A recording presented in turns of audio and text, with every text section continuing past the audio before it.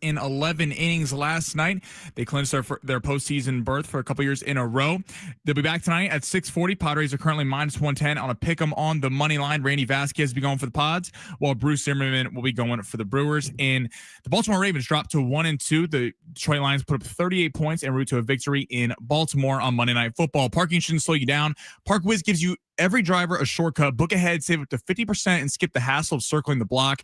Park smarter, park faster, ParkWiz. Download the ParkWiz app today and save time everywhere you park.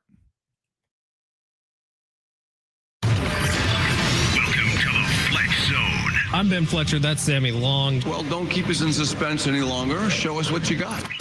What are we talking about? Playoffs. It's a walk-off. Johnson's coming from third. And with that, the San Diego Padres are headed back to the postseason in 2025. Back in the MLB postseason, we take a look at the possible matchups.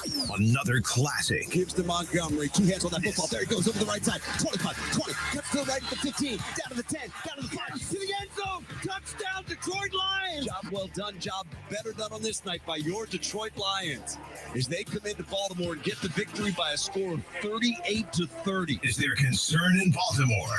Jahmyr Gibbs, more than 85.5 rush and receiving yards. Bingo!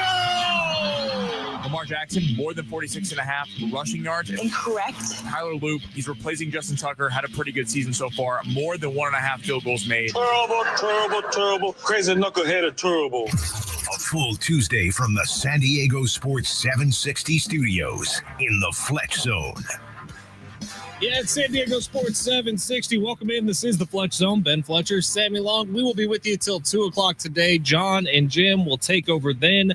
A lot to celebrate here on a Tuesday as the San Diego Padres clinch a postseason berth for consecutive years for the first time in a long time. Very cool for the Padres. Congratulations to last night. The scenes down at Petco Park I thought were incredible after the game. You had Manny Machado walking around the locker room completely shirtless, dropping F-bombs everywhere he looked, wearing what appeared to be 7 or 8 aluminum bottles of beer kind of shoved into his baseball pants. Very cool. I've never found Manny Machado. Yeah, he had a cool get up going there. He's very relatable in that moment. That's something you would have seen at my college house. So congratulations to Manny Machado. Congratulations to the Padres. The only thing that sucks, Fernando Tatis Jr. was not there to celebrate. Now, we did get a new Padres trivia thing that will forever be remembered last night. I always go back to who threw the ball from shortstop to first base, who was playing shortstop and first when Joe Musgrove threw his no-hitter a few years ago. Ha-Seong Kim to Jurickson Profar. It was just so weird because both of them were kind of playing out of position in that moment when Joe Musgrove had his no-hitter. Last year, Padres clinched a postseason spot with a triple play, which was bizarre. This year, Freddie Fermin gets the hit. Bryce Johnson scores the run. Also a little weird and a little bizarre, but very Padres and on brand for this Mike Shildt, AJ Preller, Peter Seidler era that we've been living in with the Padres, who've had a lot of success recently, man. You can't really say anything else because the past 6 years, the Padres have made the postseason 4 times. In their first 51 years as an organization, they made the postseason 5 times. So to look anything and complain about anything going on with the Padres right now, when you put it in that perspective, it feels kind of dirty. However, we're still going to do it. Yeah, I feel like you still don't feel great about where this team's starting pitching is at heading into the postseason. But last night was a night of celebration. Congrats to the Padres. Well, yeah. Beautiful night down there at Petco. You showed, like, looking at that game specifically, there was a lot of moments where I thought when I was watching that game, I was like, damn, we're going to have to come on here and go, the bullpen let him down, the bats let him down in the 10th inning. And then shout out to Rodriguez getting out of that bases loaded jam. You know, when Bryce Johnson didn't come through when bases loaded, you're like, oh no, what's going on here? Are we really going to get this game up? Shout out to the bullpen and then shout out to the bats for keep putting pressure on at the end of that game. And you know, they walk Manny Machado there at the end and they come through. So shout out to the Padres. Yes, it was a big win. It was nice to see them get a win over a team who you will be facing in the postseason. They've played well against the Brewers all year. They played well against them all year. That's really encouraging news because obviously you would have to get to the Cubs, but they would probably be next. And I do think that the Brewers' lack of postseason experience would be something that the Padres could take advantage of. They would actually be the more experienced team in the postseason than the Brewers. I think back to what you said, Fletch, though. I think the fact that we criticize this team and people hold them to a higher standard is a good thing. Like, I think people take that sometimes the wrong way. Like, it's like, oh, people are bashing the team. I think there's expectations for this team now, and that's something that's fun. We're obviously the greatest city in the world, and it's fun seeing that a team has real expectations versus just, hey, they're happy to be here. It's past the 10 years ago where it's like, oh my God, the Padres win the postseason. This is a big, big deal. It's cool that the Padres have elevated. So therefore, at the trade deadline, when you go out and make big moves, you're elevating the stature of this team. So I don't think it's wrong to criticize the team, and they got a big win last night. 10 years ago, this Padres team was in a bad spot. That 2015 era of the Padres, ugh. But so you look back, the first 51 years of the franchise, obviously 1984, very, very special team. 96, good team. 98, ridiculously special team. 05 and 06 were those back-to-back years. And then it went through a lull from 06 to 2020. There was a whole lot of nothing going down at Petco Park. Believe me, I know. I was one of the 15,000 people who would show up to a game. And then 2020, 2022, 2024, 2025. Man, it's been fun these years with AJ Preller being a psychopath with his hair set on fire. It's been fun watching the trade deadlines go absolutely bonkers. It was fun when the Padres got Juan Soto. It was fun this year when the Padres add so much at the trade deadline. It pays off with another postseason appearance. I'm excited to watch it, man. October baseball is some of the best stuff you can possibly see. Hopefully the Padres can get through the wild card round, get into October, and make some noise this year, because baseball, more than any other sport, anything can happen in this postseason.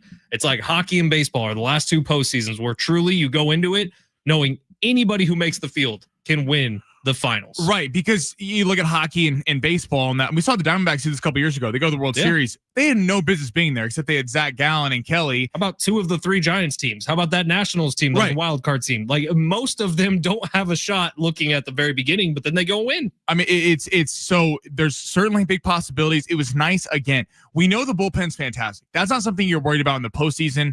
We're talking. There was a bullpen last night that did not have Mason Miller, who's been the most consistent performer, even available to them. Right, and it shows you the depth. You got David Morgan, you got Rodriguez. I'm like, you got some guys that aren't your big names that would necessarily come in Game 7 of the World Series, but it's nice to know that there are guys that aren't just Mason Miller and Robert Suarez and Morajo and guys like that.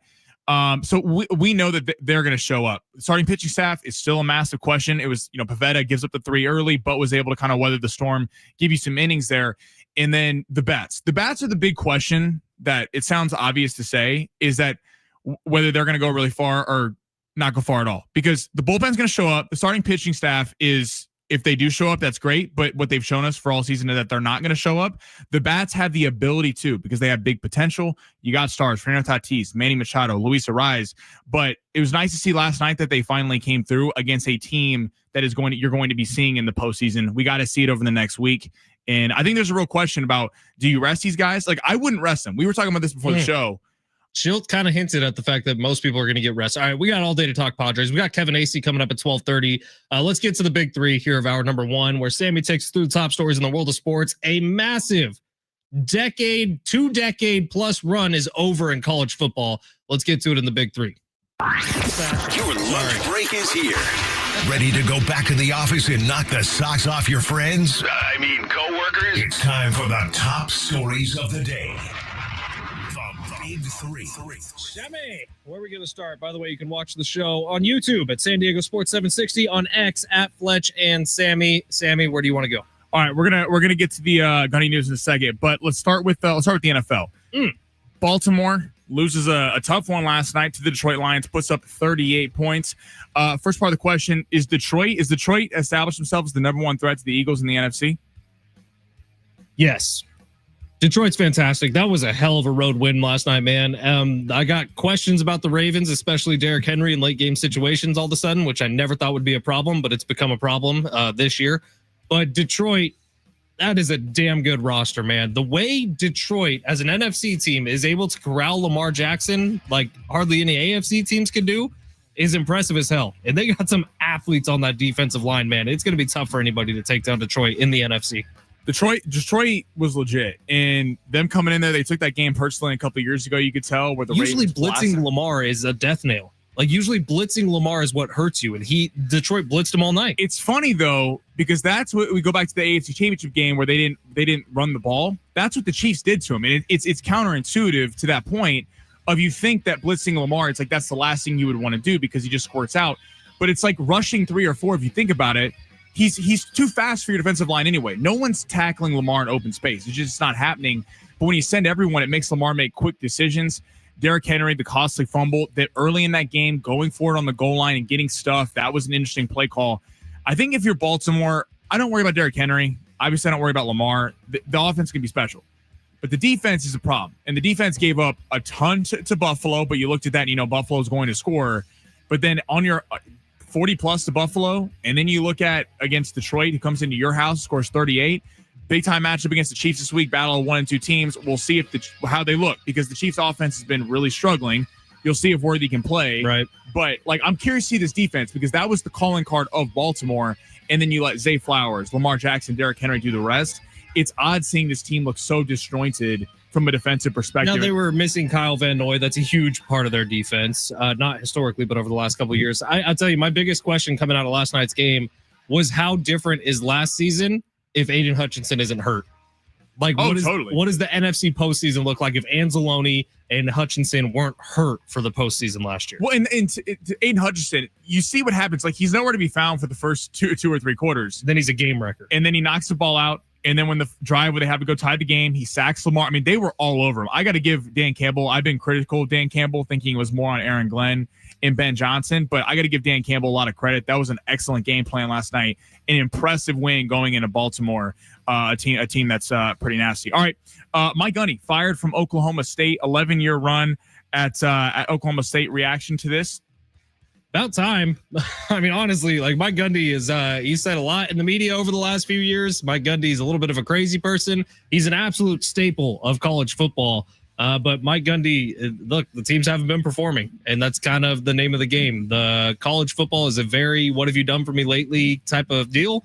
And Mike Gundy, who's been there a long time now, what have they done for you lately? And the answer for Oklahoma State, not very much. So, bye. And he's complaining. Oregon beats him 69-3 2 weeks ago. They're complaining before the game about how Gundy makes his big thing about how, Oregon has an unfair advantage because they have the Nike money. They got the Phil Knight money, and they can just go buy recruits. Well, you can tell Oregon took that personally and beat the crap out of them. Oklahoma State, that's just been kind of an institution down there. It feels like they've been kind of untouched because Gundy's been kind of a famous name. Obviously, he's kind of crazy, has some controversial remarks, but I'm curious if this is the beginning of some massive coaches getting fired. You wonder, the way some of these schools are going, I'm curious if Dabo's next. Because Dabo's making a big thing about, I'm winning. If you fire me, I'm going to go somewhere else and win. Well, buddy, you're 1-3, and you were a preseason favorite to win the whole thing. You were top 5 in odds. And you didn't just lose to LSU. You lost to Georgia Tech.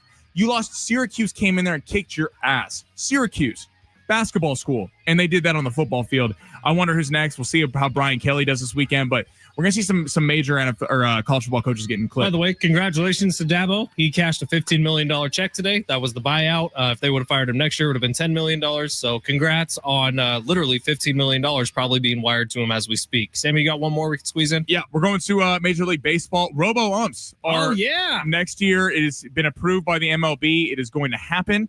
Jeff Passan actually did a thing looking at the Padres-Brewers game last night. Apparently, there were 25 missed calls. It was terrible. If the robo-ump was there, that would have gone different ways for both teams. We excited about the robo-umps being back?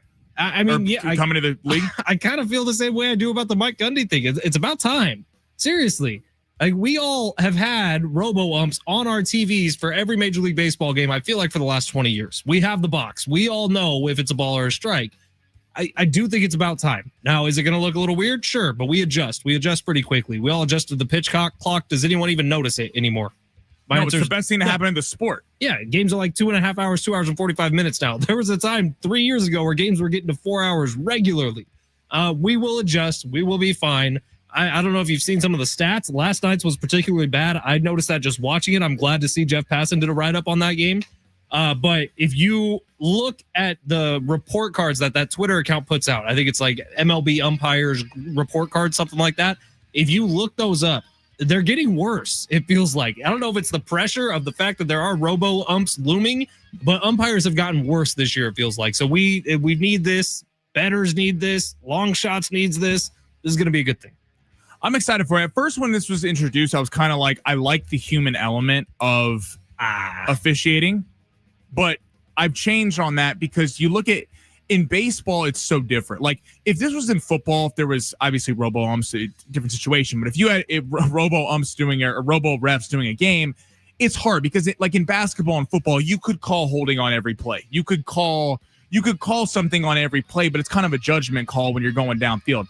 Baseball, it is crazy sometimes. I mean, you're looking at some of these umps have their own strike zones. I mean, they may call it high and low or just wide. You can tell if your over-under is going to hit through the first inning, depending on how they're calling these things. There's not a single sport where an ump or a ref has more control of how the outcome of a game than baseball. So I'm totally for this. I like that we're going to start getting this right. It's going to be fun to see the challenges. It's going to be fun to see how this is implemented. Do the players like it? But I agree. Baseball used to be a dinosaur. They would never change. The NFL's the best at that. They always change the rules based on what the fans want. It's cool seeing the pitch clock. It's cool seeing the runner on second at extra innings. And I'm glad that they got the robo umps now. I think it'll add a lot to the game. Text the show 70470. Start your message with team. We got some piling up already about the Padres. We're going to stick with the Padres quite a bit here in hour one. We got Kevin Acee coming up at 12:30. Our buddy from the 949 saying not to mention the Iglesias home run last night when he's only had 2 homers all season. There was also a freaking nuke. Was that a double deck? Like that was the second deck. Yeah, he crushed, I think. Where's that been all year? Iglesias, he was the OMG guy with the Mets last year. Maybe he's about to hit his stride here very, very late in the season. Would love to see it. He's been kind of clutch all year for the Padres too. All right, take a quick break here. Coming up next, let's stick with the Padres here. Fernando Tatis Jr.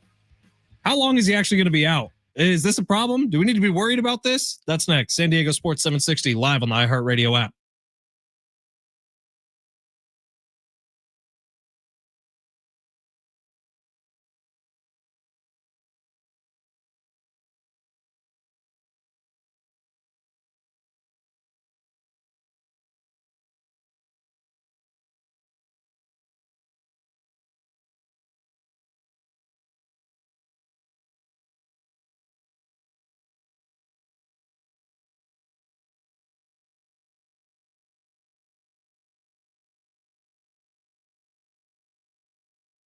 Download the Prize Picks app today. When you do, use promo code Fletch, FLETCH. That's going to get you a $50 bonus after you play your first $5 lineup. Today is a Taco Tuesday. There are discounts on the board. How about Logan Webb right now? 3.5 pitcher strikeouts down from 5.5 pitcher strikeouts. You pick more than on that, add one more piece to your lineup, and you could have a winner. Download the Prize Picks app today. It's my favorite app on my phone. I use it pretty much on a daily basis. Sammy and I do at 12:45 when we do our little segment called Long Shots. Stick around and we can give you a free $5 lineup for you to put in and claim that $50 bonus. Download the Prize Picks app. It's as simple as that, man. You just sit on your couch. You predict which players you think are going to go more than or less than on their stat projections. 2 to 6 player stat lineups. If you go all Red Demons, you have a shot to win up to 2,000 times your cash. Prize Picks is the best daily fantasy sports app. I've had it since November of 2023. I've been telling you about it since November of 2023. Why don't we take this thing into the 2030s? Only way we do that is if you download it today, use promo code Fletch. Get that $50 bonus after you play your first $5 entry, and you can run your game all season long on Prize Picks, where it's good to be right.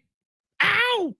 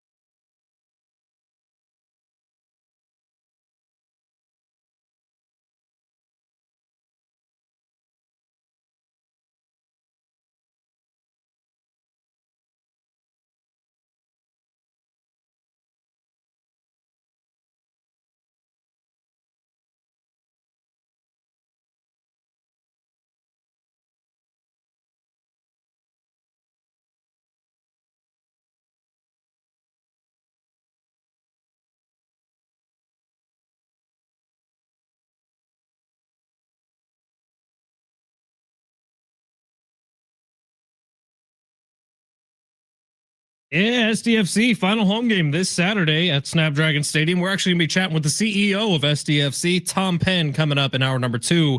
So stay tuned for that. All right, we got a text from the 858, and I feel like we do need to clarify something. 858 saying, is there literally going to be a robot on the field behind home plate? If you missed the news, Major League Baseball has approved the automated ball and strike challenge system. It's the ABS system that we saw during spring training this year. So each team is going to get 2 challenges. They can keep them if they're successful. Challenges can only be initiated by a pitcher, catcher, or batter, and the request must come immediately after the pitch. So if you remember spring training, you would see guys tap their helmet right after a pitch. That would be the challenge. No help from the dugout or other players on the field is allowed. In each extra inning, a team gets awarded 1 more challenge if it has none remaining entering the inning. So I think the interesting parts of this come into play where are certain players going to have certain liberties in challenging a call? Are coaches going to say, hey, in the first inning, we're not challenging anything. We need to save those for the later innings. It adds a little element of gamesmanship to it that I really like, Sammy.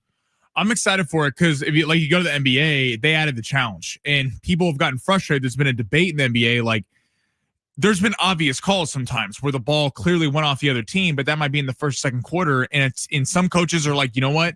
We're going to get the possession. We're going to do it. Some coaches are like, no, we're going to wait till the final 5 minutes of the game. It's kind of funny because it thinks that if you get a possession change in the first versus the fourth, it doesn't really matter. You're still gaining a possession change, but everyone looks at those final 5 minutes in a basketball game, whether it's college or the NBA. And if you don't have a challenge, it's a bad look for a coach. I'm curious how that goes in MLB. Do you wait? Is it non-negotiable the first 5 innings? Are you not touching it? Is it based on the situation? Do you have, if it's bases loaded, if you have traffic, are there 2 outs? And then also the player, does Manny Machado have one set of rules? Does he have a green light all the time, but Bryce Johnson is never allowed to challenge? I feel like if Bryce Johnson is challenging, right, Manny Machado and Fernando Tatis could be pretty upset. But then again, if Bryce Johnson's up, like a situation last night where there's bases loaded and there's 2 outs in the 10th inning, then you feel like does Bryce Johnson have that authority? So I wonder if we're going to be seeing kind of, even though it has to come from the batter, are we going to be seeing signals from the dugout? Is that going to become? It says that is strictly prohibited. I don't know what the enforcement on that is. Like if you see maybe a coach tug on an earlobe or something, right? Like how do you enforce that? And it has to be immediately after. I think you have like a second and a half window to challenge something. So it's like you see it, you're like, oh, that's a terrible call. Boom, tap your helmet. And catchers can do it. Pitchers can do it also. Those are the only 3 players.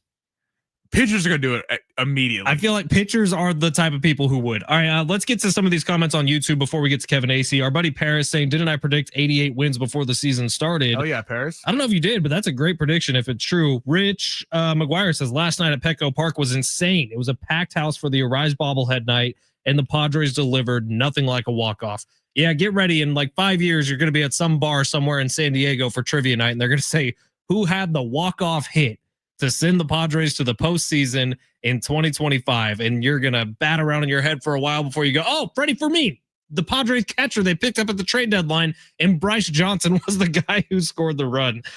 Just kind of chaotic. All right. 2 things that worried me after last night. We've been very celebratory of the Padres, which we should. They just made the postseason. We got Kevin Acee coming up in 5 minutes to talk about it. Here are my 2 things, and then I'll shut the hell up about him. I didn't think Nick Pivetta looked particularly good. Was that a career high in walks? I think he had 5 or 6 last night. Nick Pivetta did not look particularly good. Secondly, what the hell's going on with Fernando Tatis Jr.? He was sick. He was not even there. So that means whatever he has, they think is contagious, and they don't want it to spread to the clubhouse a week before the postseason.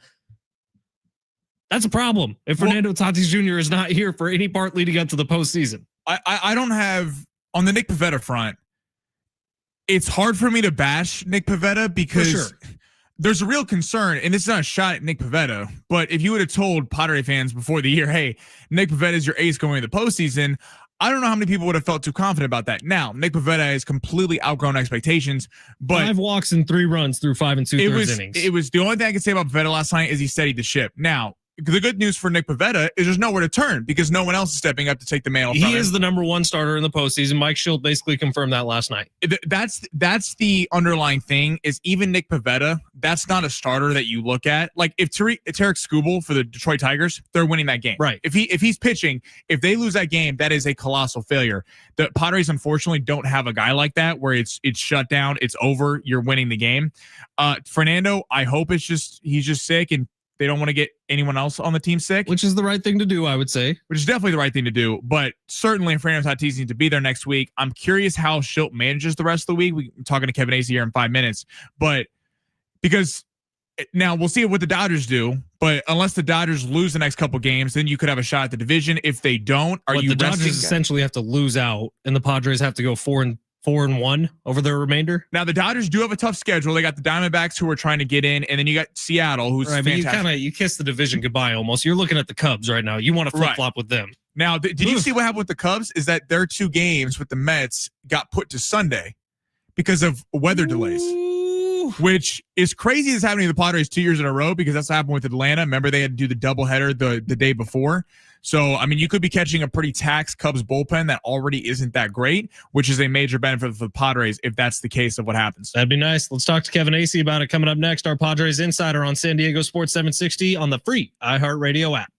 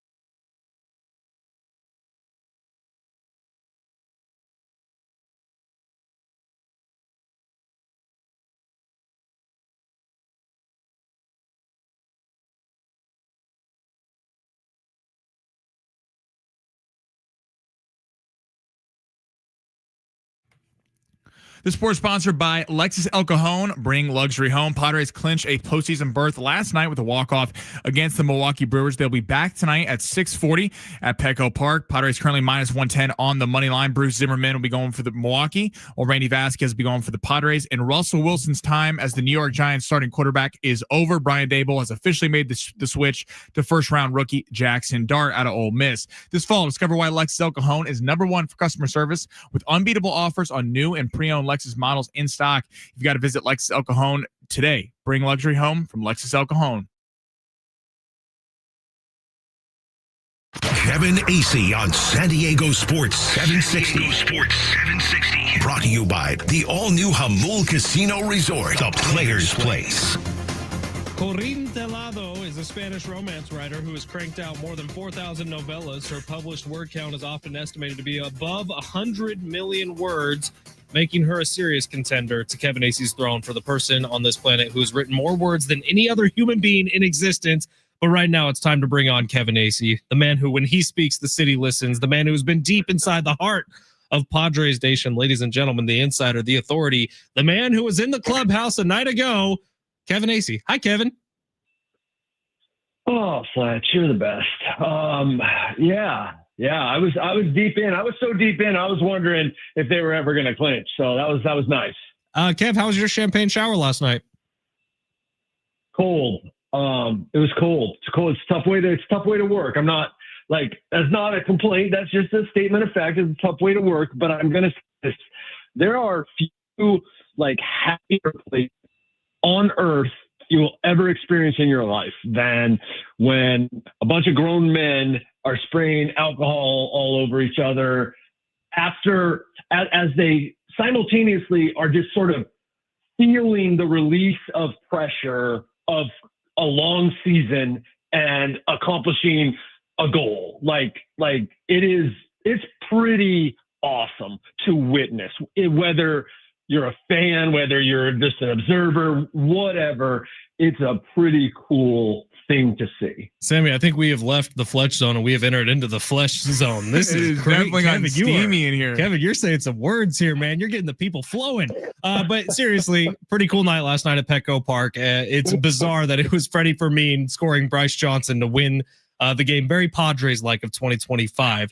What is the plan for the next week or so? Are guys getting days off? The pitching rotation feels like it's setting up a certain way, but who's going to be sitting down here as they get ready? Manny will sit. Obviously, Tatis will sit. He might be a guy who's coming back on the weekend just to get tuned up. Bogarts will play 4 games, probably, maybe all 5 for a portion of them. Anybody who has been playing will sit. Gavin Sheets will get a blow here. Let's see. Ramon Laureano. I mean, I would say maybe even Freddie Fermin. Diaz gets an extra, game or 2. They've got some guys that they've pushed hard and primarily, and I think maybe we wait and see after tonight, where what the Cubs did, what the Dodgers did, but the back end of the bullpen is those guys are going to not be used very much unless they're really fortunate and shooting for a home playoff series, which is the odds are overwhelmingly against them. The back end of the bullpen, they've been talking about that for a while. That time to get those guys some rest. So this is contingent on the Dodgers and Cubs, what they do in the next couple of days, or they'll all just be sitting. Yeah. I mean, no, guys are going to be sitting. You can start to read between the lines. They're in. That's the most important thing. Guys will be sitting. Wouldn't be surprised if some guys are sitting today, but today's a big day because the Cubs and the Dodgers play and do they both win? Okay. Now it's time for everyone to sit. That needs to, obviously you got to field the team. But now it's time to really make rest the number one thing. But if you read between the lines, in addition to obviously been talking to people about how they're going to rest guys and players about how they need rest, Mike Schilt last night was talking about competing, but he kept talking about guys getting prepared for the postseason and rest. And so, he said at one point, we're going to compete no matter who's on the field. And that's just Mike Schilt's talk for we're going to rest guys and Bryce Johnson's going to be out there. All right, Kev, let's talk about Fernando Tatis Jr. He was not there last night except via FaceTime. I believe on Manny Machado's phone at the end of the night. But Fernando Tatis Jr., if you want to break some news here, you're more than welcome to here on San Diego Sports 760. What disease does he have? I don't know. I don't know that I will see the test results. But is this a one more day at home, or is this potentially, like you said, till the weekend? Yeah, well, he's got to stay away from the team until they find out what he's got, right? And then let him get some rest. He's not going to play. They're not playing for anything. He doesn't need to come in at least another day, maybe two, and then build the strength back up, take rest from the long season. Who knows when this guy's going to play? But in terms of the regular season, no one's talking about him not playing in the playoffs. But he's sick, and it was bad enough that he couldn't show up yesterday and really wasn't getting better throughout the day. Now, as you know, any of us that adults have had, an illness like this, maybe he woke up this morning and he's fine. But they want to, they're running tests and they want to see what it is and have a better idea of when he's going to be back. So, not to dampen the mood, but we do have to ask. The number 2 starter, Dylan Cease, struggled last week. You were high on Yu Darvish being the 3rd starter a week ago. Has Yu Darvish moved up to the number 2, or is it still Michael King? I think it's Michael King. You have Michael King lined up on Friday. So could they pull a little switch here? They have an off day on Thursday. Could they pull a switch? Sure. Could they do some fancy 4 innings and 4 innings? Though, I think Michael King doesn't necessarily. He needs to see how far he can go, and it really does look like, and it has sounded like Michael King lined up for game 2. But again, reading between the lines last night, the way that Mike was talking, it sure did seem like, Michael King and Yu Darvish in some fashion. And we'll see what happens with Dylan Cease. How about the hard-hitting question, Kev? Who was the drunkest last night? And Kevin Acee, our Padres insider, joining us today. Who is going to be the most hungover today? I think anyone who watched social media probably knows. So I'll let you guess. Was it the guy holding the tequila bottle, pouring it into others' mouths? Did you get a swig of that tequila? It sure seemed. I did not. I did not have one drop of anything. So unless it is scientific that it seeps through your skin, then no, I was fine. How was AJ Preller last night? You know who it was. Yeah, it was Manny Machado. AJ's generally reserved. Obviously, big smile. This is a culmination for him and what he calls his group. And obviously they were all very happy. I think they're pretty happy that they had, Bradley Rodriguez homegrown. They made a move. Now look, anybody can be the automatic runner and score, but it's just, there you go. Bryce Johnson was brought back because they thought, hey, maybe we'll need like an 8th outfielder at some point. And now he spent the whole season up here and has actually been pretty good. Homegrown guy, Morahone.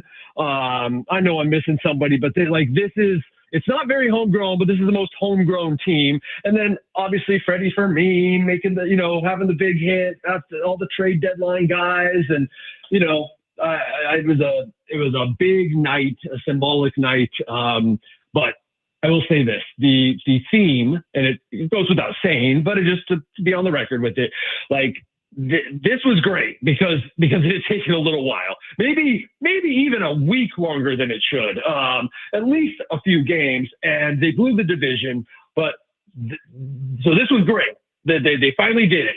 But the Padres have reached a point now with all this winning and making the playoffs that this celebration, it was big. It was not like the 24 or 22.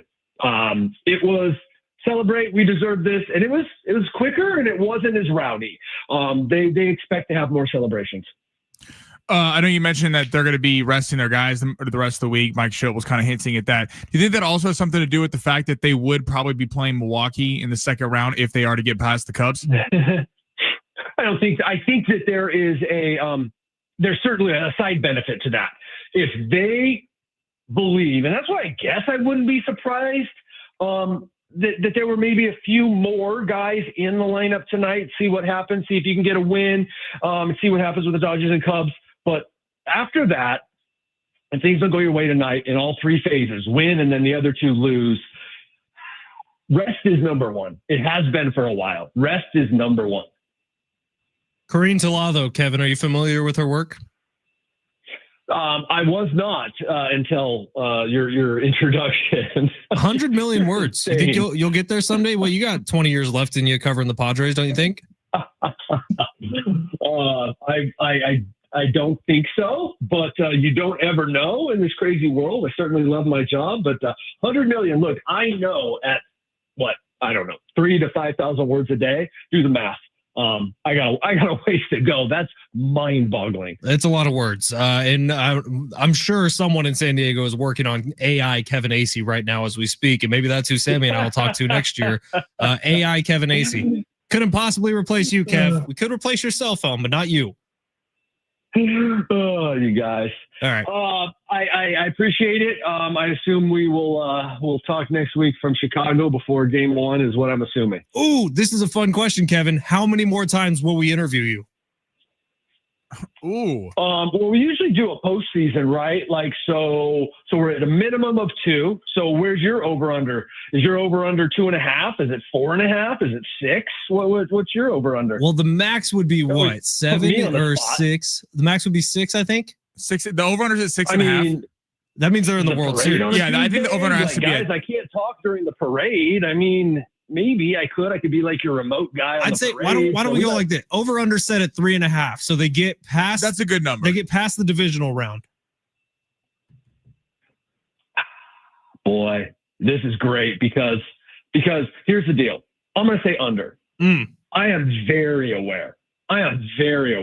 That the flawed nature of the other teams. I'm sorry.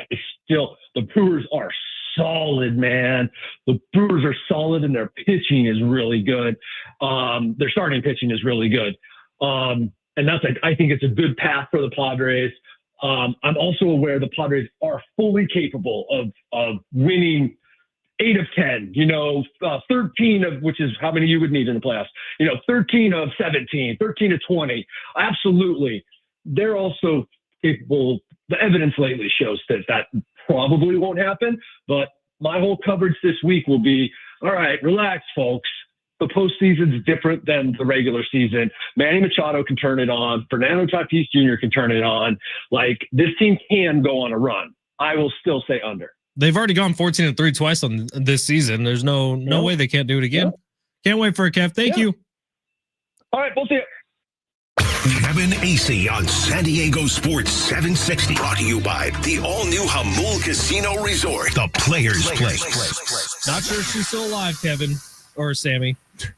But we're going to need to get Corrine Talado on the show. She's a telenovela writer? A Spanish romance writer. Ooh. I do those Audible ad reads. They talk about romance novels. Yeah, you do. You can get freaky while you're sitting in traffic. By the way, can we talk about Kevin's first 2 answers? Yeah. Okay. So 619. What the hell was going on there, dude? 619 said text in during the interview. Says, Sammy, that multitasking doesn't work, does it? You just ask Kevin a question. He already answered. Put the screen down. Listen to your guest. Sammy and I were just laughing through the first half of the interview. Number one, I was trying to wrap my head around the sexual innuendos. There was so many. I thought he was doing it on purpose, but I don't think he was. I thought it was kind of impressive that he just didn't break. Okay, that's number one. Number 2, I'm putting together a long shots because we're taking it personally. And number 3, shut your ass up. Okay, 619, thank you for being here. Appreciate your time. And yes, Sammy, you idiot, asking a question twice. All right, quick break here. Long shots on the other side. My God, dude. If you go back and listen to today's podcast, just listen to the first 2 answers from Kevin Acee. It was we have to. Should we text him and say, was he intentionally doing that? I don't think he was. If it would be a masterful job if you were doing that on purpose. I was like, when he said the first 2, I was like, okay, that could be coincidental. When he got to Gavin Sheets and he said he did something, I was like, get a blow. That's what he said. He's gonna blow, and I was like, he said he's gonna get a blow because he's gonna get time off. But it was right after saying 20 other things that could have been misconstrued. Kevin Acee, you freak, you dirty dog, you. All right, quick break. Long shots on the other side. San Diego Sports 760 live on the iHeartRadio app.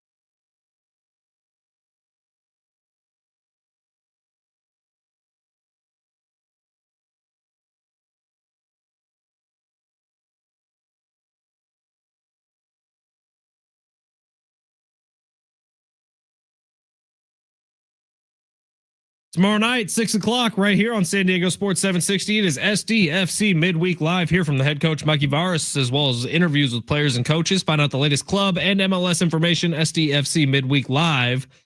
Tomorrow night, 6 o'clock, right here on your home for SDFC, San Diego Sports 760. And coming up in hour number 2, actually at 1:15, special guest time for an interview. We don't usually do that, but we'll do anything to make room for the great Tom Penn, who is the CEO of SDFC, who has really made it happen here in San Diego, man, bringing something special to the people of SD, just like Sammy tries to do every single day. What happened last night, man? Oh my gosh. It was a bad beat. I was watching at a bar and I was feeling good early. Lamar getting out of the pocket, you know. Jahmyr Gibbs was on fire to start the game. Jahmyr Gibbs on fire. Very frustrated with how that ended. Obviously the same game parlays are tough, but our very own Marsh on the mic showed me he was hitting six same game parlays last week. Big Marsh, 6 game same game parlays, and he didn't share it. He didn't share. Marshall.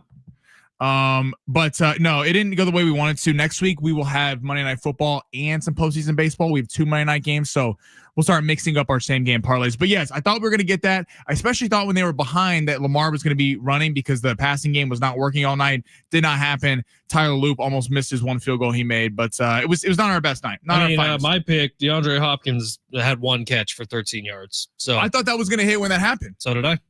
It didn't. All right. It's just quantity with him. It's a brand new day. That's what I always say. Sammy, why don't we make some hay? Smash that button. Look at that. Look at your rhyme scheme. You looking for some luck? Want to win big? Gotta play big. You are so money and you don't even know it. Time to take a chance. Pay that man his money. With long shots. Don't splash the chips. Rounders. Dude, I love that movie. One of the greatest films ever made. I would say the greatest poker film ever. It hurts, doesn't it? John Malkovich. Believe what's felt. Has there ever been a less believable, more believable accent in a movie? You don't believe his accent? That's not his accent. Like John, we know what John Malkovich sounds like, but in that movie, it's like so over the top, so ridiculous, but also so perfect at the same time. It hurts, doesn't it? That will be a drop. Man, he's money. Fantastic movie. You know, poker wasn't even like a big thing before that movie. That Don't squash the chips, Sammy. God, we need a little poker party. All right, I'm getting distracted. Okay, we're going all baseball today. We got some picks on the text line. I like it. 858's giving me Asia Wilson over on points. I like that number. Here's the problem. It moved up in the meantime that you texted about 15 minutes ago. It was at 22.5. Now it's at 25. So if you like that, 858's giving that one out. All right, we're going all baseball. We're going all pitchers, okay? Tarek Skubal, 8 pitcher strikeouts less. Sammy, what are you doing? One of the best pitchers in baseball. You're going less than 8 strikeouts. Postseason's a week away. Okay? Postseason's a week away. And I know that they're fighting to get in, but at the same time, if you're Detroit, you can't burn the only thing you have going for you right now. Because Jack Flaherty is your number 2. Jack Flaherty barely held it together for the Dodgers last year. And that's not a shot to Jack Flaherty. He just is not that same pitcher he was when he played for Detroit before. I think Tarek Skubal, 8. This is a very high number against a Cleveland team that the Cleveland Guardians were 14 to 15.5 games back on July 8th and have come all the way back. They sold off their pieces at the deadline. Emmanuel Clase and the gambling probe, some of their biggest bullpen arms, and yet they're still in this thing. I think Tarek Skubal, this is too high of a number for me. 8 pitcher strikeouts. We're going less than tonight. Very fun game over there in the AL for the wild card picture. All right, we're going to go Diamondbacks, Dodgers. Brandon Pfaadt. We're going to go more than 4 pitcher strikeouts for the Arizona Diamondbacks against the Dodgers. Diamondbacks last stand. They got to make a statement in this game because they lost the tiebreaker to the Reds and they don't have one. It does not look like they're going to have one on intra-division record against the Mets. So even though the Diamondbacks are only a game or 2 back, they're going to have to fully jump the Reds and the Mets for this. So they need to win against the Dodgers. They got a 3-game set coming up here. I think the Dodgers could be a little lackluster after having a pretty good weekend over against the Giants despite losing on Sunday. Brandon Pfaadt, more than 4 pitcher strikeouts, pretty underrated pitcher for the Diamondbacks. He had to step up in the rotation after Burns got hurt. They traded Kelly. So Brandon Pfaadt is their number 2 or 3 starter behind Zach Gallen and Eduardo Rodriguez. We're going to go more than 4 pitcher strikeouts for Brandon Pfaadt. I think he gets it done tonight.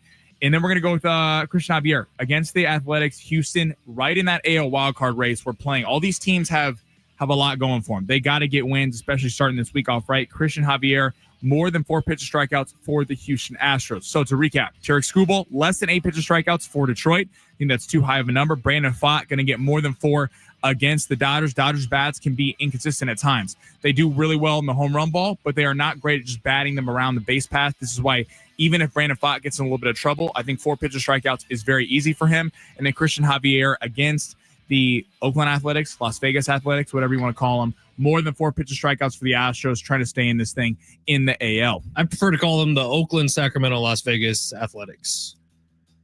When is that stadium done? Not for next season, but the year after that. Didn't we talked to our Uber driver in Vegas about that? And he was... It's right... Where's it at? Next to Circus Circus? Yeah. I think so. No, I thought it was right next to the Flamingo. Really? Oh, like on the street across by that big bar. Yeah, like we drove by where it was getting built. But I think it's not next season, but the following one. Could be wrong on that. I'm sure the text line will correct me if I am. All right, we got a big hour number 2 coming up next. Sammy, you want to run through those picks real quick? Yep. Tarek Skubal, less than 8 pitch strikeouts for the Detroit Tigers. Brandon Pfaadt, more than 4 for the Arizona Diamondbacks against the Los Angeles Dodgers. And then we'll go Christian Javier, more than 4 pitch strikeouts for Houston against the Athletics. All right, the A's start in Vegas. Their first regular season home game will be in 2026. Like if you take away the fact that it sucks that they robbed their team out of Oakland, it will be cool in Vegas. You traitorous. No, I'm not. It sucks what happened to those people. Nasty human. You live in San Diego where a team got ripped out of the hearts. But I agree with you. It is going to be pretty cool. Like Vegas is going to have 4. They're getting an NBA team. They're going to have all 4 teams. And this was a city that people thought that couldn't even sustain an NFL team. If it didn't have to get ripped out of somewhere where there is a fan base, it would be really like if Major League Baseball just decided one day to snap their fingers and bam, new team in Vegas. I'm all with you. But the fact that John Fisher is the biggest dumbass on the planet, and it's a historic franchise, despite them not winning, it's a historic franchise that has a lot of weight up there. And after the Raiders got ripped out, it does suck. It's brutal, man. They took the Warriors out of Oakland. Like Oakland has nothing left, and maybe Oakland did that a little bit to themselves, but Oakland has nothing left. The Warriors got ripped out of Oakland and dropped into San Francisco. Crazy. Yeah. The Raiders, who were initially in LA, moved up to Oakland, got beloved in Oakland, ripped out, put in Vegas. And now the A's ripped out and put in Vegas. Oakland has nothing left. Yeah. Shout out to Oakland. San Diego Sports 760. Hour 2 is coming up next. Tom Penn is going to be joining the show. Can't wait for it. You're listening to San Diego Sports 760 live on the iHeartRadio app.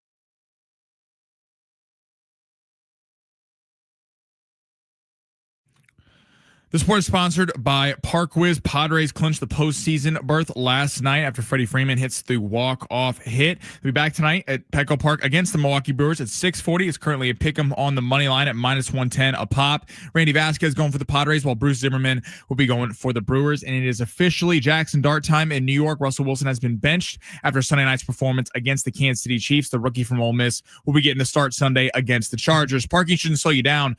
ParkWiz gives every driver a shortcut. Book ahead, save up to 50%, and skip the hassle of circling the block. Park smarter, park faster, ParkWiz. Download the ParkWiz app today and save every time you park. Welcome to the Flex Zone. I'm Ben Fletcher. That's Sammy Long. Well, don't keep us in suspense any longer. Show us what you got. What are we talking about? Playoffs. It's a walk-off. Johnson's coming from third. And with that, the San Diego Padres are headed back to the postseason in 2025. Back in the MLB postseason, we take a look at the possible matchups. Another classic. Gives to Montgomery. 2 hands on that football. There he goes over the right side. 25, 20. Cuts to the right for 15. Down to the 10. Down to the 5. To the end zone. Touchdown, Detroit Lions. Job well done. Job better done on this night by your Detroit Lions as they come into Baltimore and get the victory by a score of 38-30. Is there concern in Baltimore? Jahmyr Gibbs, more than 85.5 rush at receiving yards. Lamar Jackson, more than 46.5 rushing yards. Incorrect. Tyler Loop, he's replacing Justin Tucker, had a pretty good season so far. More than 1.5 field goals made. Terrible. Crazy knuckleheaded terrible. A full Tuesday from the San Diego Sports 760 studios in the Flex Zone. Yeah, it's hour 2 here in the Fletch Zone. Ben Fletcher, Sammy Long with you till 2. John and Jim will take over then. Coming up in about 10 minutes, you're going to hear from Tom Penn, the CEO of SDFC. He's going to be jumping on with us to talk about the final home game of the season, which is coming up this weekend. He's going to be jumping on to talk about the MLS playoffs, which are just around the corner, the MLS Cup, which SDFC has been qualified for now, which feels like about a month, and they got that locked up early. Can't wait to chat with Tom. He's been on the show a few times now. Really great dude, bringing some really fun stuff to San Diego. All right, we're going to get straight to the big three so we can make some room for Tom Penn, who's going to be joining the show soon. Sammy, go ahead. Let's just smash it and get into it. Your lunch break is here. Ready to go back to the office and knock the socks off your friends? Coworkers? It's time for the top stories of the day. The Big Three. Where would you like to start? Hour 2. We're starting in the NFL. Jackson Dart said in my update is officially the starting quarterback after Russell Wilson was benched following his performance against the Chiefs on Sunday. Was this the right move? What are your expectations for Jackson Dart against the Chargers? He's got a tough schedule coming up, man. Chargers, Saints, and then a whole lot of suck coming at him over the next few months here. But Eagles twice. Look, I hope Jackson Dart does well. I think Cam Scatterbo is going to have some real opportunity now that, what's his name, Tyrone Tracy, he got banged up in the last game. Cam Scatterbo is electric. He's really, really fun to watch, man. So if you got two of them, if Jackson Dart, who everything outside of football that we've seen from Jackson Dart, a lot of fun. If he can come out and match a fun style of football and bring the Giants back to some sort of prominence, I'm all for it. But I kind of feel like you're throwing him to the Wolves because Derwin James has been on fire this year, and you're throwing him up against a really, really good defense in his first ever start with the Eagles, and basically back-to-back, separated by about one game. 2 weeks after that, it's going to be tricky for Jackson Dart. It's a rough landing, but probably the move you have to make if you want to keep your job if you're Brian Dable. I'm excited to see Jackson Dart play. Jackson Dart was a guy who I feel like didn't get the love in the early pre-draft process that he should have got. I mean, at USC came out of nowhere when Keaton Slovis got benched and was hurt, was really good there. Then he transferred to Ole Miss because Caleb Williams and Lincoln Riley went to USC, and Lane Kiffin really took off there. Outside of a really rough game against Florida last year where he ended up throwing 3 interceptions in the fourth quarter when they had a lead, Jackson Dart was phenomenal, and he was in the Heisman conversation. I'm excited for this. You already had him in some sub packages.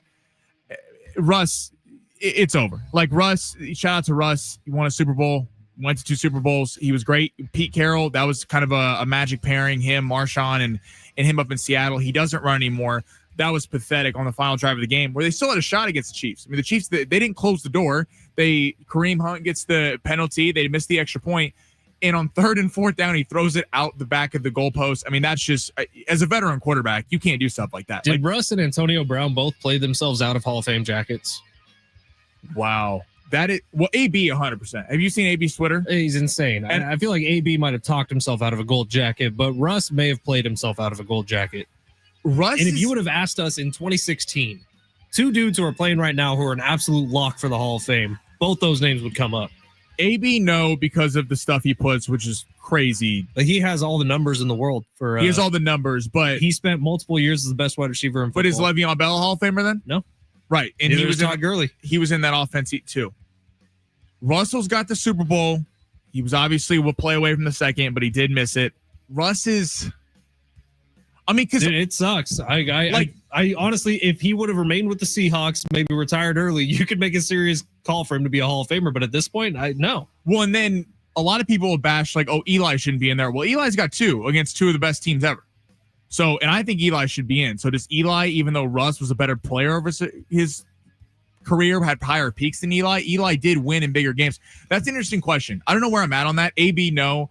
Russ, I don't know. It's tricky. That's based on the class, but I do think it's the right move going to Jackson Dart. I'm excited to see him play. And hey, I mean, the Giants aren't going anywhere this year anyway, so let's see if they can do something with Jackson Dart.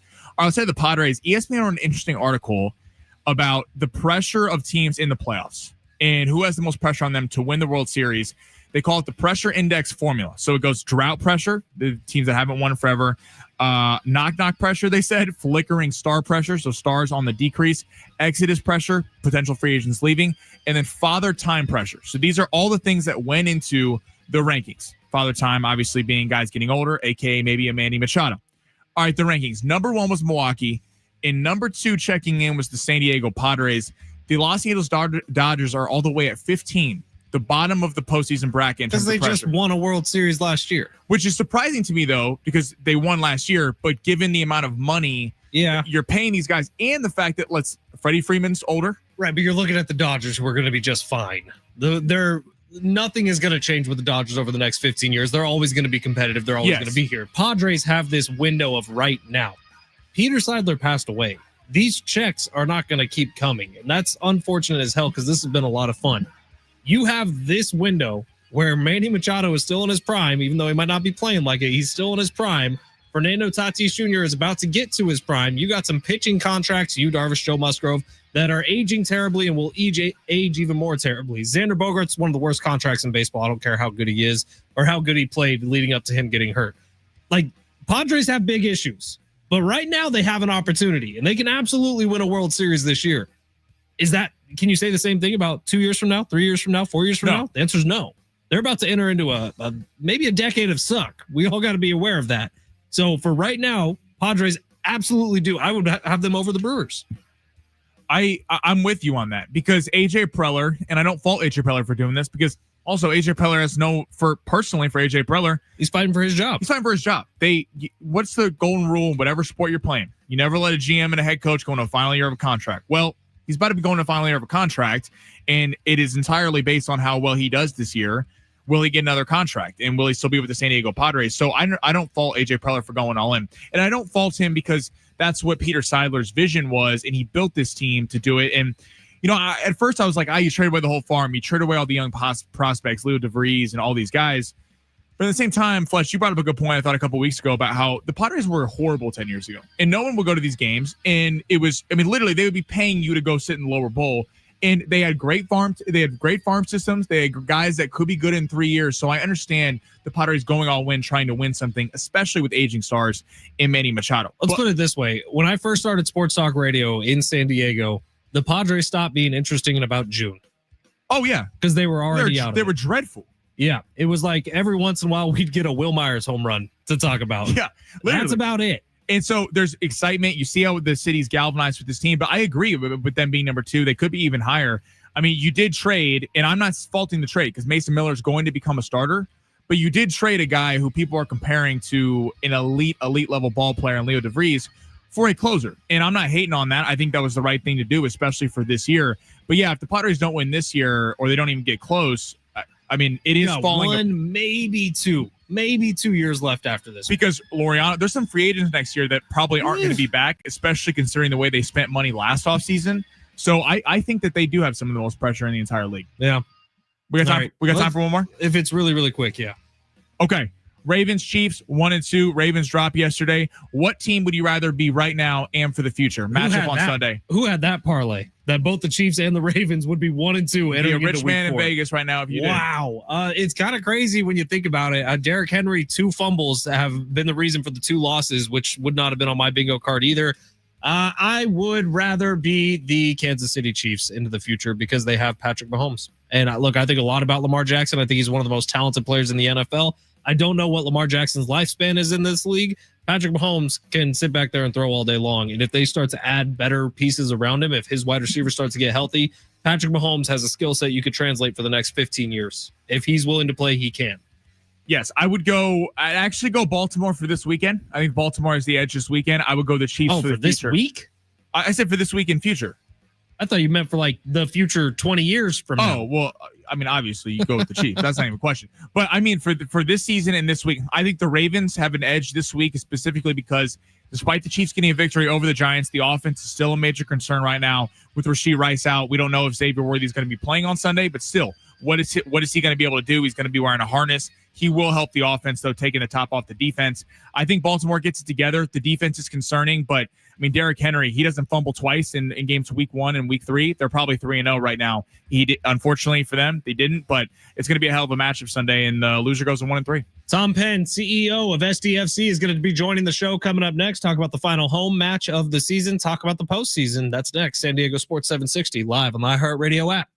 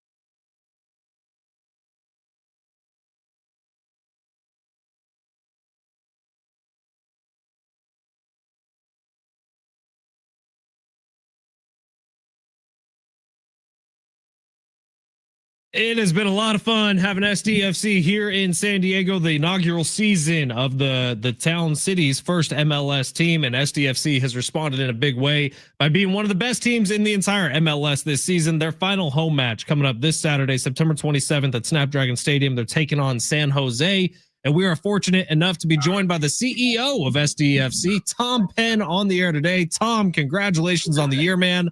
Thank you for joining us today. Hey, thank you. It's great to have you. It always is. We got to talk to you right before the season began, Tom. I don't know if you remember that. And you said a lot. You were like, look, man, we're excited about the way this is going. Mikey Varas has the guys hummed up, ready to go. But in that moment, could you even imagine the success that SDFC has had so far this season?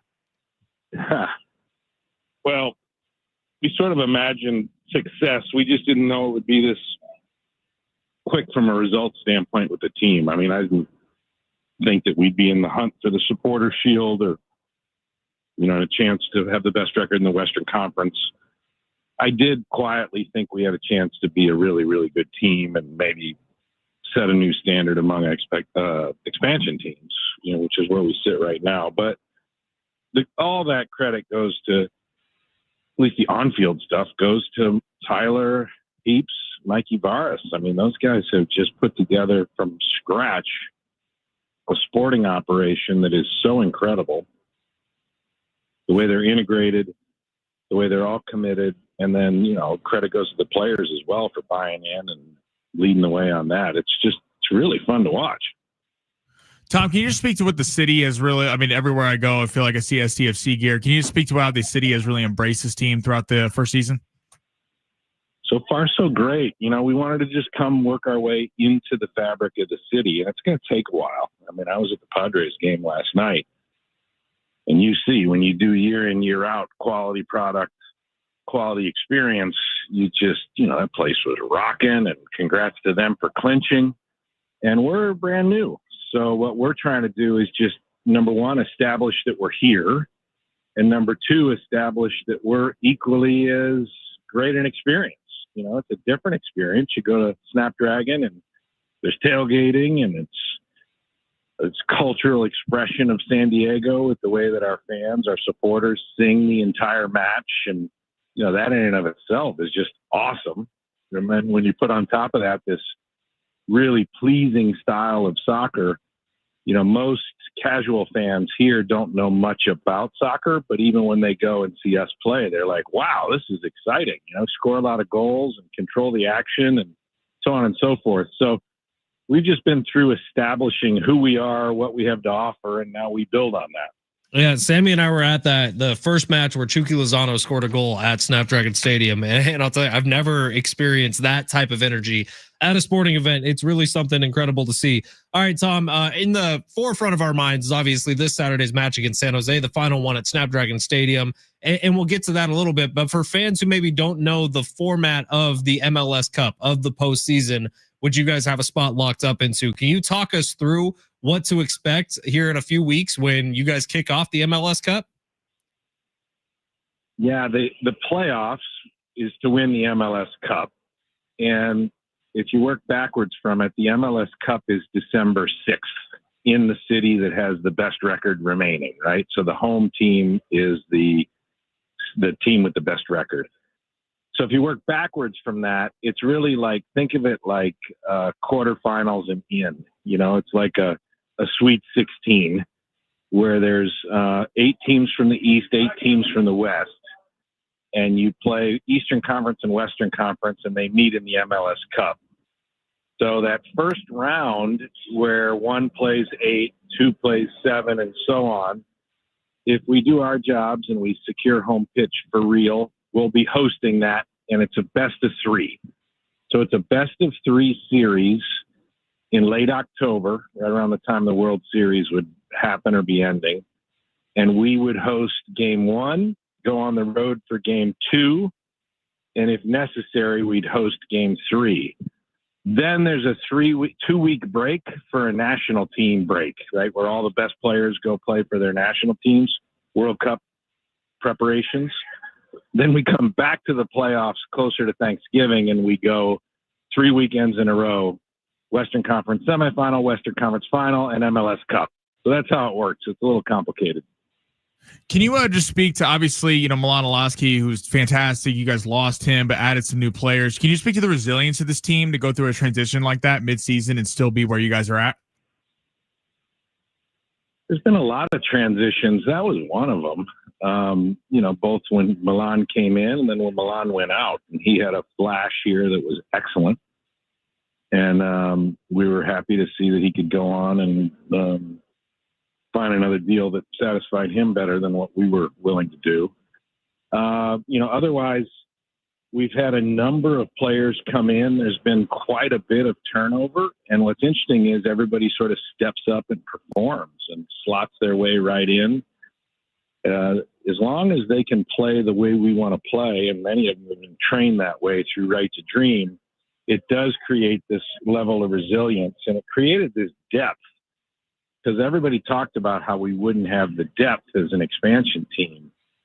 And really nobody has that much depth in MLS if you lose your best players. And in our case, Chucky was out quite a bit. No problem. We kept going.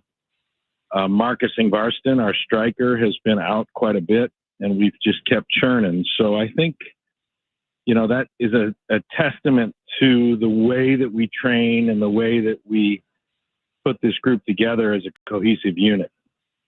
Tom Penn, the CEO of SDFC, joining us today on San Diego Sports 760. Tom, the final home match coming up this Saturday night against the San Jose Earthquakes at 7:30 at Snapdragon Stadium. It's also Fan Appreciation Night. The celebration, it's going to include that hat for the first 30,000 fans, courtesy of Sequan Casino. But what about everything else that's going to be going down Saturday night? What can people expect? It's going to be awesome. Well, the day before, we're dedicating Right to Dream, our youth academy. We're doing the grand opening, which is going to be really cool. So we're going to celebrate the first ever Right to Dreamers at the game. It is Fan Appreciation Night. It's Native American Heritage Night. Saquon's doing that awesome giveaway. I mean, it's a really killer hat. We have them here in the office. It looks really cool, distinct. Just more great merch. And then, look, we got a lot on the line. If we can win this match, we'd set the outright record for wins by an expansion team, the most points by an expansion team. We'd be able to go 6-0 against the teams in California, because we've already played LA twice and San Jose just the one time. So a lot riding. And of course, we're moving towards securing a higher seed in the Western Conference. And we're still in it to win the Western Conference as far as the regular season goes, and even the Supporter Shield, which is the best record across both conferences. It's been fun, Tom. Man, this has been a fun year so far. Not done yet. We'll see what the next couple months have in store. Tom Penn, the CEO of SDFC, joining us today. Get your tickets now, SanDiegoFC.com for this Saturday night's match. It's going to be a blast with all of that on the line, like Tom just said. Tom, thank you for your time, man. Thank you for everything you've done so far this season in San Diego. Congratulations on your first year, and I'm sure we'll talk to you soon, man. Okay, thanks, guys. Have a great day. San Diego Sports 760. We are the home of SDFC here in San Diego, and that's been a lot of fun. Coming up later this week, Darren Smith is going to jump on the show. I believe tomorrow is D. Smith.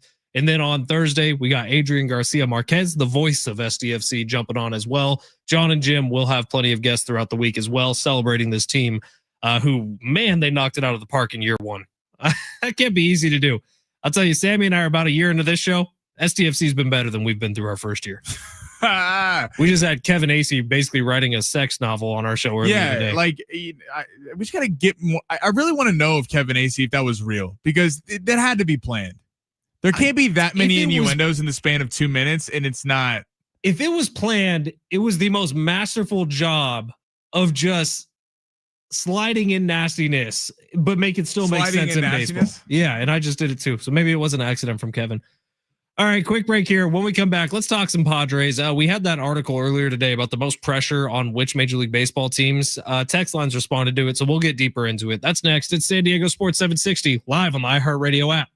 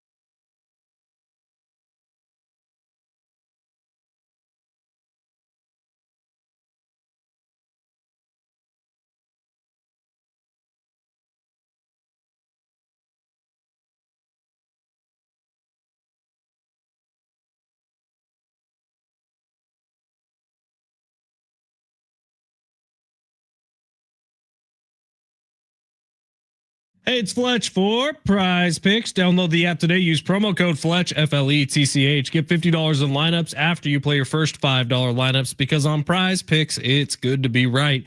Today, we got going Tariq Skubal for the Tigers, less than 8 pitcher strikeouts. Brandon Pfaadt for the D-backs, more than 4 pitcher strikeouts. And Christian Javier, more than 4 pitcher strikeouts for Houston. It's that easy. You pick 2, 3, 4, 5, 6 players. You pick more than or less than on their stat projections, and boom, you've got action here in California, where it's not easy to get action. Believe me, I know. Prize Picks makes it fun, quick, and easy. You can build your lineup in less than a minute while you're settling in on the couch, getting ready for kickoff or first pitch or whatever sport you're into. Prize Picks is the best spot here in California, and all withdrawals are fast, safe, and secure. Venmo, Apple Pay, more. Join the millions of people who are already playing on Prize Picks. Get a part of the billions of dollars that have already been awarded in winnings on Prize Picks. And when you download the app, use promo code Fletch, FLETCH. Get yourself a $50 bonus in lineups after you play your first $5 lineup on Prize Picks. It's good to be right. I always say that.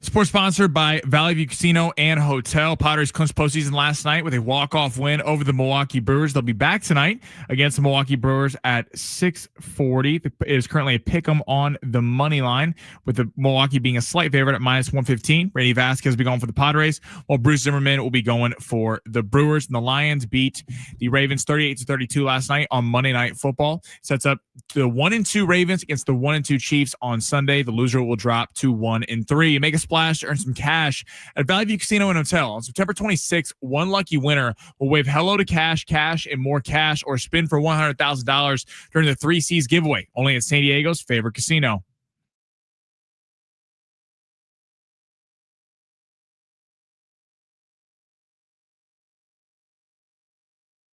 Couple things here before we get to the Padres. My name is Ben Fletcher. That's Sammy Long. Thank you for being here. Sammy, you know we were giving away Billy Idol tickets over the last couple weeks. Hell yeah. I will be there tonight out in the parking lot pre-gaming the concert with people. Really? I have a bigger than life size cardboard cutout of Billy Idol that I will be walking around with for you to take pictures with. If you see me, shout something because I need to turn in like 45 pictures by the end of tonight. Who are you going with, Kendall? Myself and some of the promo team here at iHeart. Okay. This is a work thing. Can't wait to see some Billy, but this is a work thing.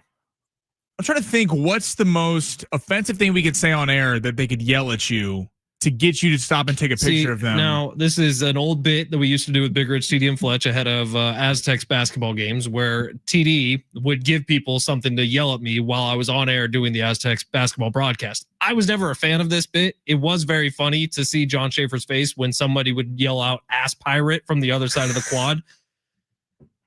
We don't need to do that here tonight. I just think, text us 70470. Start your message with team. Give us something to say that we could read on air, or maybe we don't read on air. Maybe I know that there's a lot of people who listen to this show who are going to be at the concert tonight. Right. There is a lot of, we already given away tickets to them. For sure. So I will be walking around with a giant cardboard cutout of Billy Idol. If you see me, yell, and I will come let you take a picture with my Billy. 70470. Start your message with team. Text us something that you think Ben will make uncomfortable, and I will read it on air, or we will tweet it out. What is, I just said, come take a picture with my Billy.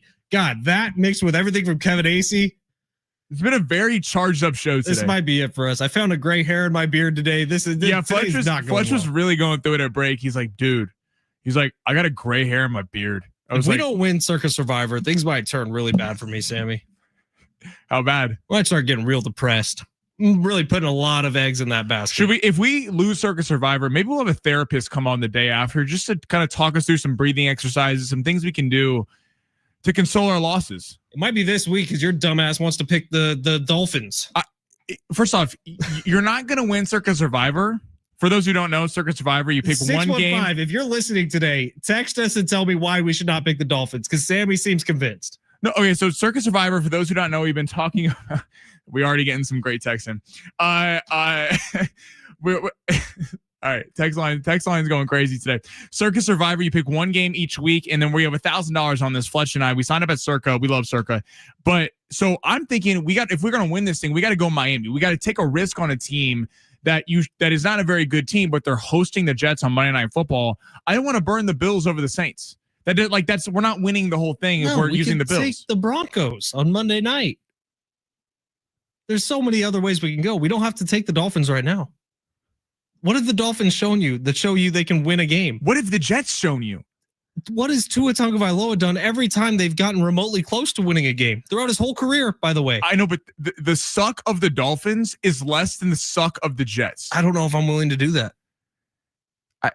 I don't know. Sammy, do you want to be a millionaire or not? I do want to be a millionaire. Do you want to be do you want to win? Because I think I need this right now, Sammy. I found a gray hair in my beard. I'm not doing okay. Fletch is going through it today. Talk about the Padres who clinched a playoff spot last night. How about that, huh? Shout out to the Padres, man. Let's show them how it's done. Very cool for the Padres who do get that playoff spot last night. They did it in a very Padre fashion. I think they came back twice yesterday's game. The bullpen holds the lead. Rodriguez, who's 21 years old, he doesn't have a gray hair on his beard. Promise you that. He comes in and kind of holds the game, gets his first Major League Baseball win. A very, very cool night for the Padres, who do make their way to the postseason for the fourth time in the last 6 years, which through the first 51 years of the franchise, they got into the postseason 5 times. So things are going good. Padre fans, you have it good right now. Do we feel like this team can win a World Series? ESPN has an article out. Sammy, you want to list out kind of what the rules and regulations were with this article? So basically, by the way, there's a fantastic text of something that I look like. Do you want to read that right now, Fletch? I don't know if I see that one. The last one I got. YouTube, Whiskey Band wants to say Sammy looks like a goat herder. I don't know if that's a compliment or a shot. I'm going to say probably not a compliment. Hey, shout out to all our goat herders, though. I'm honestly keeping the society running. But back to the Padres. The Padres, ESPN put an article out here. Teams in the postseason with the most pressure to win a World Series, basically on the rest of the season. The Padres checked in at number 2. They were only behind the Milwaukee Brewers, which is a little surprising to me, being number 1. The Dodgers checked in at 15, actually with the least amount of pressure. We had a text earlier kind of saying 760. Think of it like this, Sammy. What would be a bigger deal if they won the championship? Undoubtedly, it would be the Padres if they won over the Dodgers repeating. So you get the Padres at number 2 in terms of pressure. They factored a lot of things into this, like father time, aging stars, free agents that could possibly be leaving, the farm system. They kind of did a whole breakdown there. And I think after like Fletch and I agreed on this, I think number 2 is fair. I think you could even go 1 because the fact of the criticism of AJ Preller at the deadline, and this wasn't me. I like the move getting Mason Miller. I like the fact that they're trying to go all in because this does feel like one of your last couple shots to really win this thing with this core team. But one of the things people were kind of concerned about is you did trade a guy who could be a superstar hitter, could be Leo DeVries, for a guy who's a closer in Mason Miller and will turn into a starter. But usually you think you'd want the everyday guy in the lineup over a guy who's pitching every couple nights. The Padres have went all in. It sucks about the Jason Adam injury, but they certainly have a team. And it does feel like how many more times if they don't win it this year or if they don't get close, because I think this year you have a legit shot and next year you have a legit shot. How many more times can you run it back with the same group? Well, with the Padres, the worry is that all these contracts that were bad when you signed them, but you signed them for a World Series window, those contracts are going to turn bad before you win a World Series. And those contracts are Joe Musgrove, Manny Machado, Yu Darvish, Xander Bogaerts. Hell, even I'm not going to put Fernando Tatis Jr. in that. No, but you could say there's some concern around that contract right now. So you look at those contracts and you're like, okay, well, you signed these contracts to win a World Series, but you're only going to win the World Series in the first half of those contracts because the second half of those contracts, like how many of them are even still going to be playing? Yu Darvish is not making it to the end of his contract. We've seen how he's looked this year. Xander Bogaerts, are you going to have a 40-something-year-old Xander Bogaerts playing? Maybe. God, no. That's how long the contract goes. So these are all the things you're weighing right now. And that's why the Padres have this much pressure on them this year is because as those contracts age, they're not going to have shots to win a World Series because all your money is going to be tied up with grandpas. And right now, they're not. Right now, you're tied up with guys in their prime. Xander Bogaerts maybe a touch past his prime. And that's an underrated part of this whole season is obviously Yu Darvish is there, but Yu Darvish has not been the Yu Darvish, at least at this point, that we've expected, we've grown accustomed to seeing.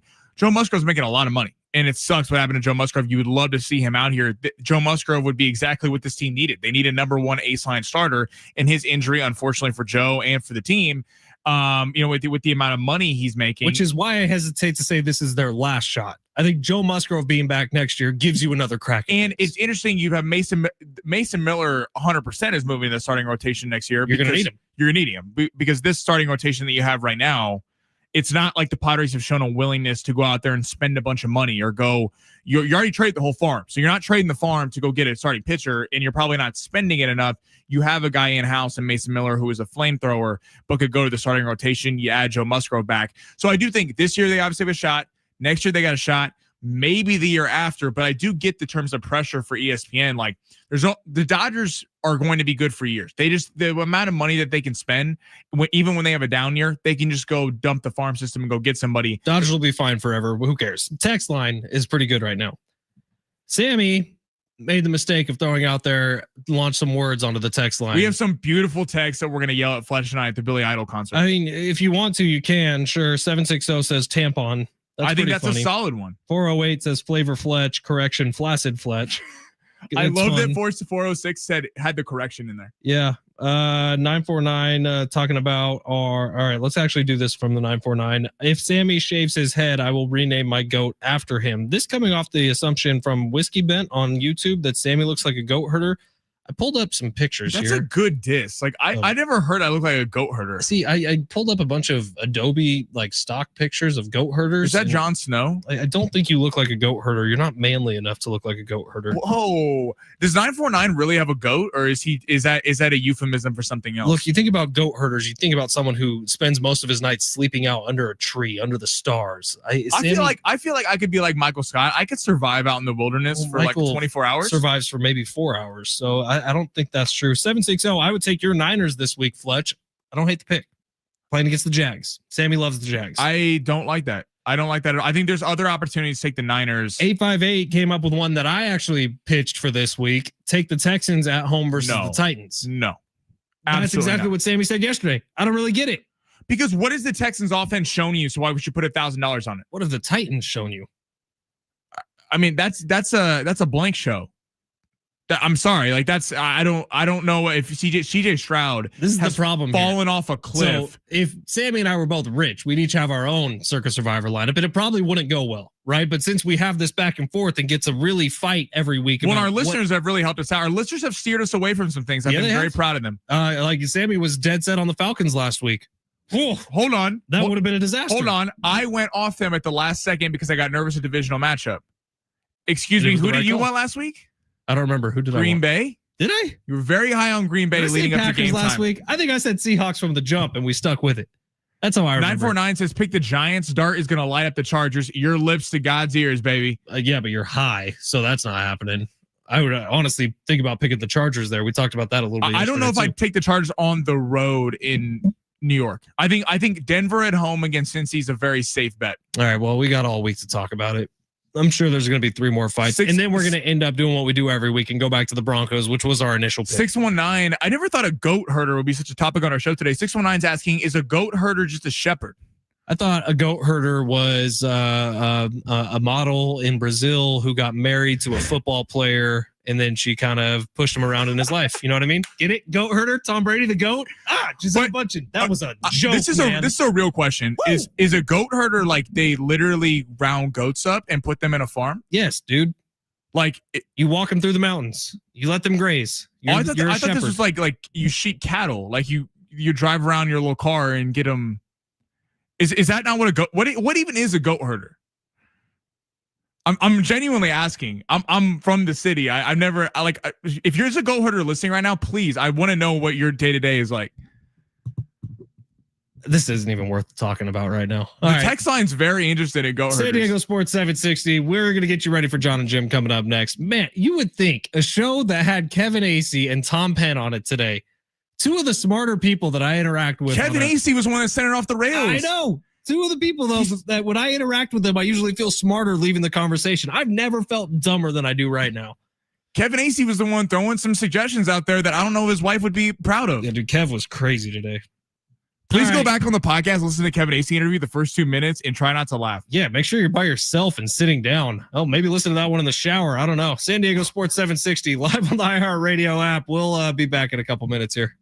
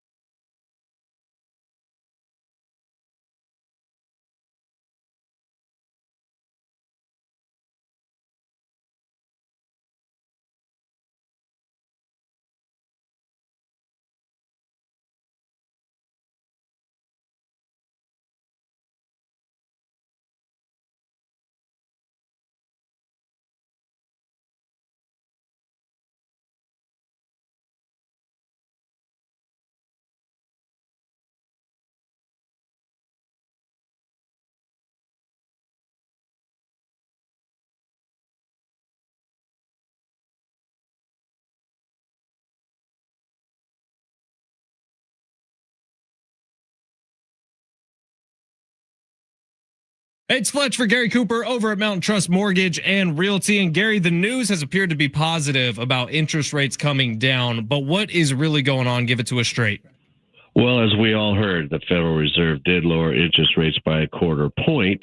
However, again, as I always like to talk about, the 30-year fix is tied to the 10-year bond. So, yes, interest rates have come down a bit. About a week ago, they were right around, a national average was right around 1.1, 1.2. And right now, they're hovering right about 6.2, 6.3. And that's without any additional add-ons. These additional adds are hits to the interest rate based on loan-to-value, credit scores, type of property. So if you really want live pricing and accurate, by all means, give me a call. But that's what's kind of going on with interest rates. So again, we heard that the Fed's lowered them a little, 1/4 point, but in actuality, long-term interest rates have gone slightly up. But again, it's a roller coaster. Give them a call today, 858-376-1299. Eliminate the smoke in the mirrors with Gary Cooper at Mountain Trust Mortgage and Realty, or visit them online at mountaintrustmortgage.com.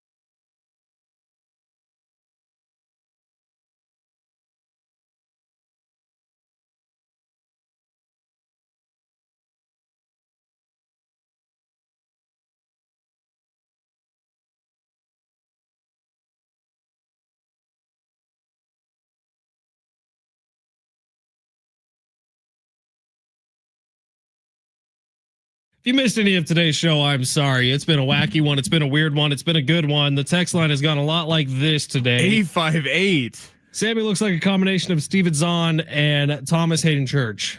I gotta say, I see it, especially the Steven Zahn. Hold on. Let me look up a little.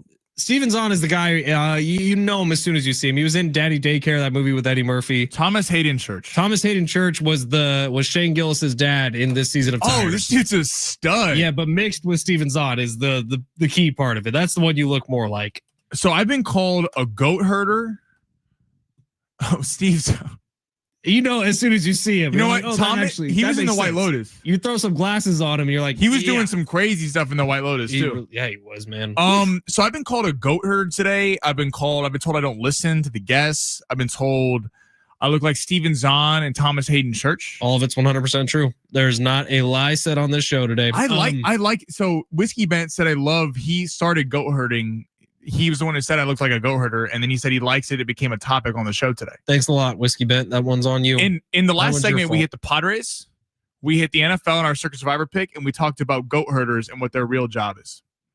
How about it? That's what I call a hard Tuesday worth of work.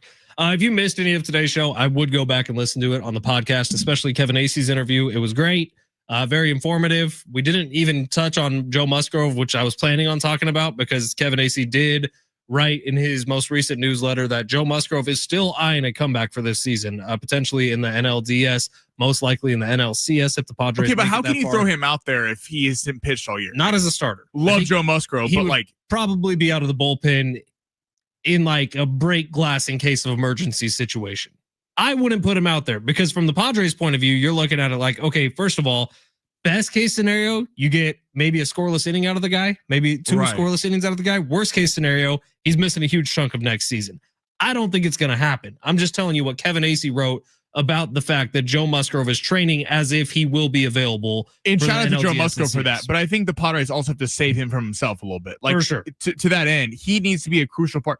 The starting rotation is, if the Padres get bounced early in this thing, it's going to be because of the starting rotation. Joe Musgrove and Mason Miller moving to the starting rotation. Or, like 24 consecutive scoreless innings. That would also... That could also happen too. But yeah, Joe Musgrove's the $100 million man for the Padres. They're not going to take a risk on him if he's not 100% ready to go. And you got to play out the pros and cons of putting him in a game. I don't think it happens, but I'm telling you, Joe Musgrove is training as if he's going to have an opportunity to do that. All right, what else did we cover today? There was so much going on. SDFC, that's what I wanted to talk about.